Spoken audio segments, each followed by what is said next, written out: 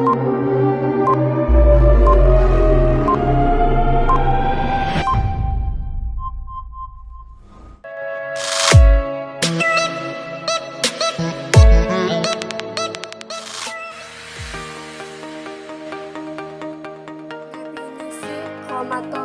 kolom.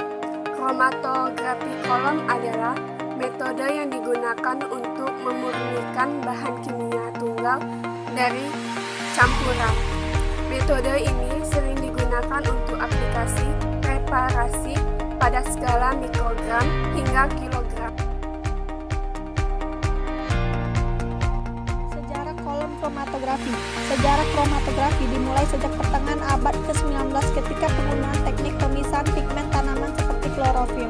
Kolom kromatografi pertama dikembangkan oleh ahli botani Rusia, Mikhail Schmidt di tahun 1901, ketika dia mencuci larutan organik dari pigmen tumbuh melalui kolom gelas vertikal yang diisi dengan materi yang dapat mengabsorpsi. Kolom kromatografi semakin populer pada tahun 1930 ketika kimiawan Richard Kuhn dan Edgar Lederer sukses menggunakan teknik ini untuk memisahkan beberapa material biologi. Sejak saat itu, perkembangan teknik ini sangat cepat dan kolom kromatografi saat ini digunakan dalam berbagai jenis teknik. Kolom itu sendiri telah berubah dari tahun ke tahun tergantung tipe kromatografi, namun dengan esensi dan fungsi pemisahan yang sama. Kromatografi kolom di bidang farmasi diantaranya 1. Pengujian kandungan kosmetika, 2. Uji kandungan bahan kimia obat, 3. Uji pemanis dalam makanan, 4. Penentuan kualitatif maupun kuantitatif, 5. Pemisahan molekul-molekul penting seperti asam nukleat, karbohidrat, lemak, vitamin, dan molekul penting lainnya.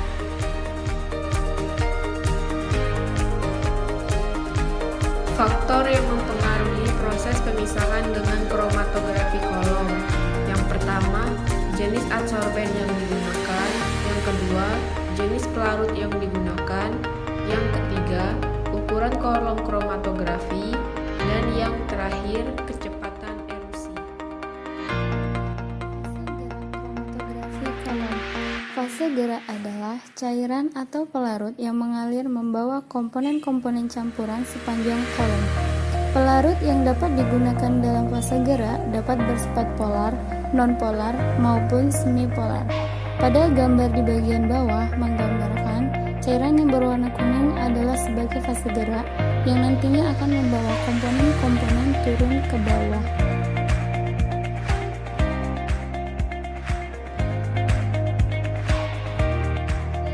Kromatografi kolom. Fase diam atau adsorben dalam kromatografi kolom adalah zat padat. Fase diam yang paling umum digunakan untuk kromatografi kolom adalah silika gel diikuti dengan alumina.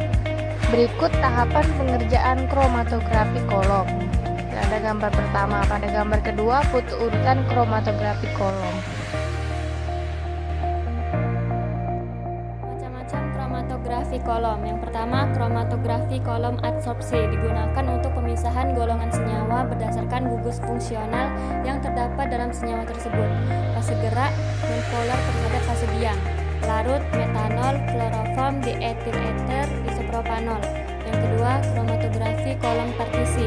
Fase diam, silika atau alumina yang permukaannya dilapisi lapisan cair. Fase diam terikat pada partikel padat. Kromatografi kolom partisi terbagi dua berdasarkan fase terikat, yaitu fase normal dan fase terbalik.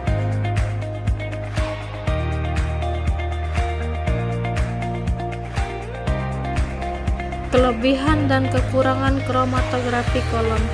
Kelebihan kromatografi kolom yang pertama, dapat digunakan untuk analisis dan aplikasi preparatif. Yang kedua, digunakan untuk menentukan jumlah komponen campuran. Yang ketiga, digunakan untuk memisahkan dan purifikasi substansi. Kekurangan kromatografi kolom. Yang pertama, untuk mempersiapkan kolom dibutuhkan kemampuan teknik dan manual.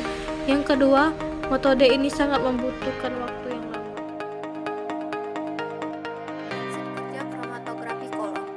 Prinsip kerja dari kromatografi kolom yaitu memisahkan komponen campuran berdasarkan perbedaan interaksinya dalam fase diam dan fase gerak. Jika suatu campuran terdiri dari beberapa komponen, maka maka setiap komponen tersebut memiliki struktur masing-masing dengan sifat yang khas untuk setiap senyawanya. Di bawah ini adalah gambar prinsip kerja kromatografi. Ilustrasi kerja kromatografi kolom. Pertama, membuat campuran 30 ml etanol dengan 70 ml N-heksan sebagai pelarut sehingga menjadi homogen, di mana etanol bersifat polar dan N-heksan bersifat nonpolar.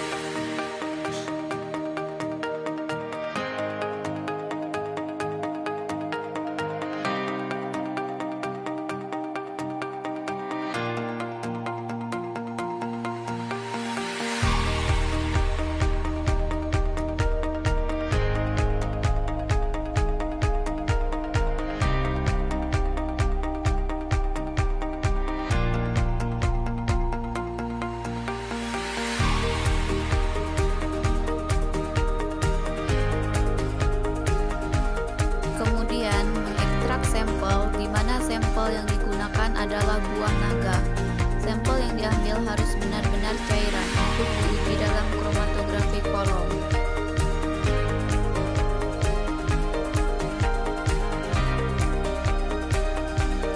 Kemudian ke dalam kolom dimasukkan kapas, pasir pantai, sampel, dan eluen yang akan digunakan.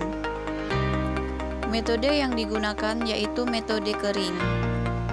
Kapas dijenuhkan di dalam kolom dalam keadaan kering di awal sambil eluen yang keluar ditampung di gelas kimia. Dalam kolom tersebut, cara kerjanya dapat kita lihat bersama, bahwa partikel yang kepolarannya sama dengan kolomnya akan tertahan dan sebaliknya. Partikel yang kepolarannya berbeda dengan kolom akan terus mengikuti aliran.